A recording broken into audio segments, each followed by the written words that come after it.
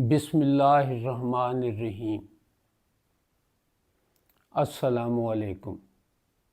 میں خورشید ناظر آپ کی خدمت میں حاضر ہوں۔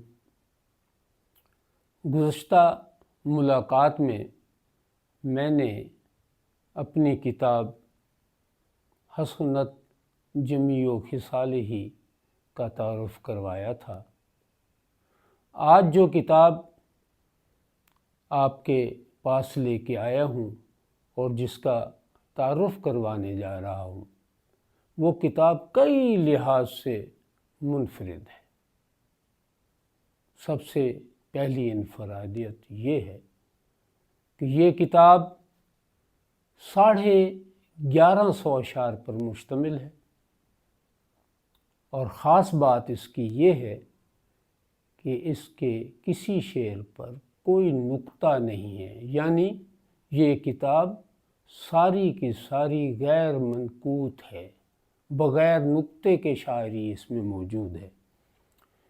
اس کی دوسری تخصیص یہ ہے کہ آج تک غیر منقوط شاعری جتنی بھی ہوئی ہے، میرے ماہر دوستوں نے یہ بتایا ہے مجھے کہ کوئی شاعر آج تک 500 سے زیادہ اشعار نہیں کہہ سکا۔ یہ تو آپ پر واضح ہو چکا کہ اس کتاب میں 1150 اشعار ہیں، لیکن ایک خاص بات اور بھی ہے، اور وہ یہ کہ میں نے اس کا آغاز ایک مسلسل حمد سے کیا ہے، اور یہ حمد میرا اللہ، میرا ہادی، میرا مولا کے نام سے اس کتاب میں شامل ہے۔ اور اس کی خاص بات یہ ہے کہ صرف ایک نظم 786 اشعار پر مشتمل ہے۔ آپ جانتے ہیں کہ 786 کا عدد بسم اللہ کی نمائندگی کرتا ہے، تو میں نے 786 اشعار کہہ کر یہ واضح کیا کہ آج تک جتنی شاعری ہوئی، آپ کا یہ فقیر شاعر اس سے زیادہ شعر کہنے کا اعزاز رکھتا ہے، اور یہ اللہ تعالیٰ کی طرف سے ایک بہت بڑی نوازش ہے۔ یہ کتاب اردو ادب میں غیر منقوط شاعری کی ضخیم ترین کتاب ہے۔ اب آپ دیکھیے، صدیاں ہو گئیں اس زبان کو ہمارے استعمال میں آتے ہوئے اور اس میں شاعری کرتے ہوئے، تو آپ کے خطے کا یہ فقیر شاعر ایسا شاعر ہے جسے اللہ تعالیٰ نے یہ اعزاز بخشا کہ سب سے بڑی ضخیم کتاب آپ کے لیے لکھنے کے قابل ہوا۔ میرے دوست اور نہایت مہربان نقاد حضرت خواجہ محمد ذکریہ صاحب نے، جنہیں ملک بھر کے ناقدین میں اہم ترین ناقد کا درجہ حاصل ہے، انہوں نے اس کتاب کو ایک ایسا شاہکار قرار دیا ہے کہ جس کا لکھا جانا ہی اپنے طور پر بہت بڑی بات ہے۔ یقیناً یہ کتاب ہر قاری کے لیے ایک حیرت انگیز بات ہوگی۔ میں چاہوں گا کہ آپ کی خدمت میں خواجہ ذکریہ صاحب کی فرمودات میں سے ایک دو باتیں بتاؤں، اور یہ کتاب بھی دکھا دوں آپ کو جاتے جاتے کہ یہ کتاب آپ کے سامنے ہے، جس کا نام وللہ الحمد ہے، اور یہ اس کا بیک ٹائٹل ہے۔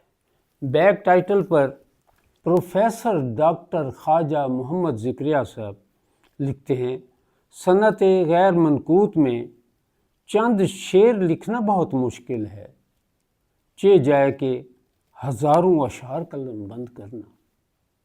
انہوں نے تسلیم کیا کہ چند اشعار کا کہنا بھی یہ دشوار کام ہوتا ہے، کیونکہ تصور ہی نہیں کیا جاتا کہ آپ کوئی شعر کہہ رہے ہیں اور اس میں الفاظ بھی استعمال کر رہے ہیں، اور ایک نہیں دو نہیں ہزاروں الفاظ استعمال کر رہے ہیں، اور ہزاروں کے ہزاروں اشعار جو ہیں، الفاظ جو ہیں بغیر کسی نقطے کے۔ آگے وہ فرماتے ہیں نظم یا نثر کو محض بے نقط الفاظ کی مدد سے لکھنا بہت مشکل کام ہے، اور اساتذہ کی عدم التفات کی وجہ یہی دشواری ہے۔ مطلب کہ لوگوں نے اس طرف توجہ کیوں نہیں کی؟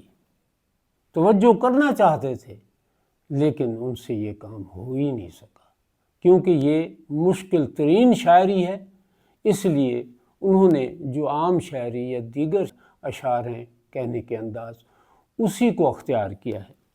اور آخر میں آپ فرماتے ہیں کہ لیکن خورشید ناظر نے یہ مشکل کام خاصی سہولت سے انجام دے ڈالا ہے۔ ایک اور نقاد نے کہا ہے کہ خورشید ناظر، جن کا نام سید محمد جعفری ہے، اللہ تعالیٰ انہیں غریق رحمت کرے، انہوں نے کہا ہے خورشید ناظر کی کتاب وللہ الحمد ہر لحاظ سے چونکا دینے والی اور تاریخ ادب کی انوکھی کتاب ہے۔ یہ میرا اعزاز ہے کہ اتنے بڑے لوگ مجھ فقیر کو اس طرح سے عزت دیتے ہیں۔ ادب اور خصوصاً شاعری کا وسیع مطالعہ رکھنے والے سبھی لوگوں کو اس بات کا اعتراف کرنا پڑے گا کہ خورشید ناظر نے ایک ایسا ادبی کارنامہ انجام دیا ہے جو اپنی مثال آپ ہے۔ اللہ میری اس کوشش کو قبول اور منظور فرمائیں، اور میری خواہش ہے کہ آپ اس کتاب کو پڑھیں، یا جب میں آپ کے لیے اسے یہاں سناؤں گا تو اسے سنیں، اور اس سے لطف اندوز ہونے کے ساتھ اللہ کے ساتھ محبت کا اظہار فرمائیں۔ یقیناً آپ کے دل میں اس کتاب کے اشعار کو سن کر اللہ تعالیٰ سے محبت میں اضافہ ہوگا۔